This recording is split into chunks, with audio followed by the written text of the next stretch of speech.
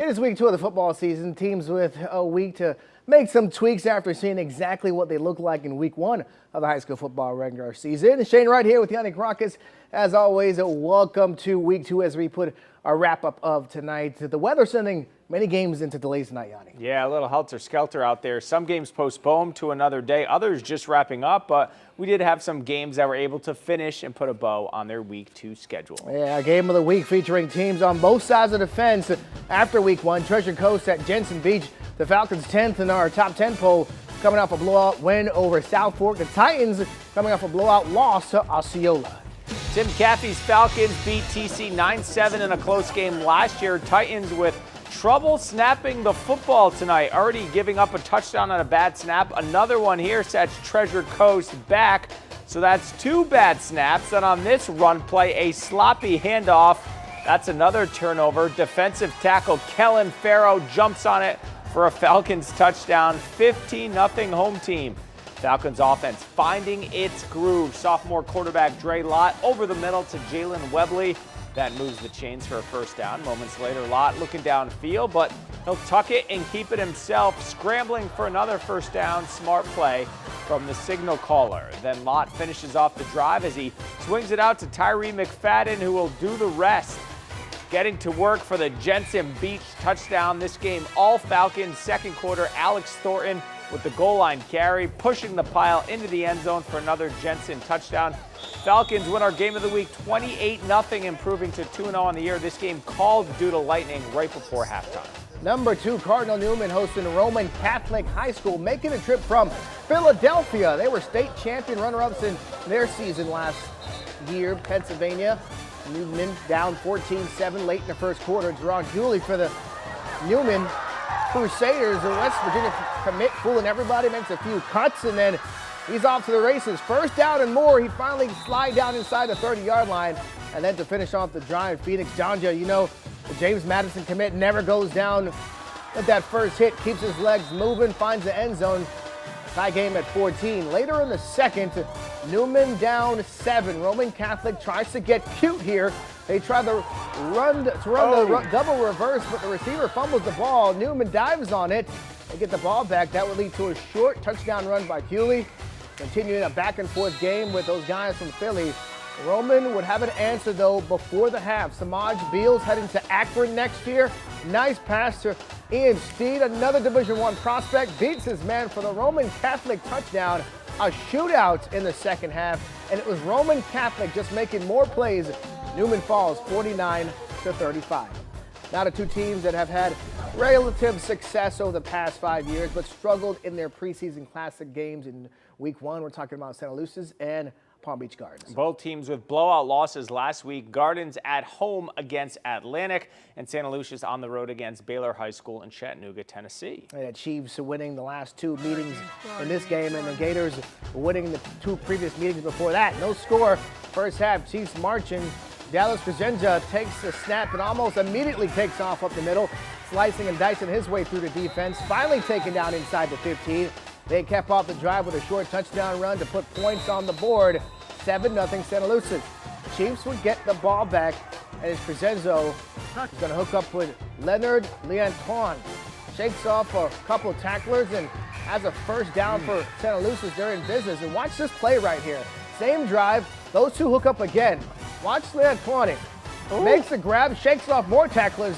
He's down once. No, he's down twice. Wow. No, he's down 3 times. No. Amazing play. After the catch, touchdown Santa Lucia. But Gardens has since made a comeback. They were leading 21-14 in the third quarter. This game also had a delay. We'll check in on the final soon. Kings Academy, who lost to St. Andrews last week, looking for their first win of the season, hosting Fort Pierce Westwood. Second quarter we go. Panthers driving. Joseph Weather Jr. swings it out to Jalen Ford, makes one guy miss, then spin moves forward for a nice gain. Moments later, Weather throwing a pass during an actual lightning strike, but that is intercepted by Levin Champion in the secondary. Here comes the Lions offense. DJ Benaby downfield. Watch the nice catch from Tice Porcher to high point the football.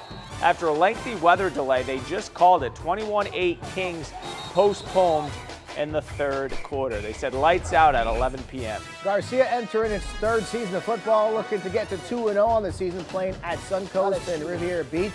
Garcia up 14-0 second quarter, looking for more. Caleb Butler back to pass. Spots his man deep down the sideline. It's Jason O'Connor, makes the catch. Looked to be out, but the refs call it in. First down and goal for the Bulldogs. And from there, Aaron Shackleton takes the handoff up the middle. Easy touchdown. Garcia with the lead.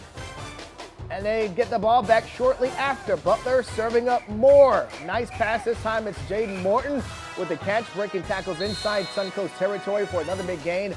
And Butler wasn't finished serving, dropping another dime across the middle to Mike Sinise. Put 6 more on the board for Garcia. They win it big, 46-0. They've now outscored their first 2 opponents, 84-0. That's pretty good. All right, when we come back, we head back to the Treasure Coast, including 2 games in Stewart with both Martin County and South Fork looking for home wins.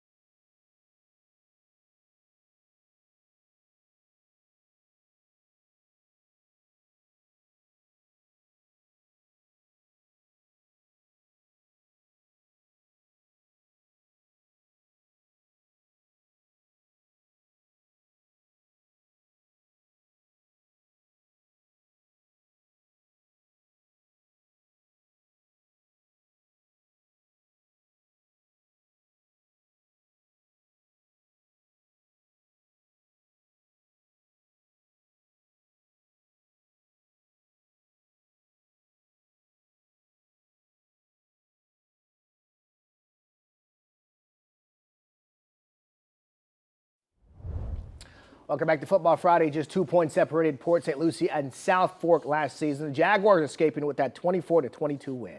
It was one of just 3 wins for Port St. Lucie last season as both teams try to turn their programs around in 2025. Bulldogs head coach Antoine Blatch and his guys are ready tonight. South Fork up 14-6 at the break. PSL trying to keep it close. Nice job by their defense penetrating for the run stop.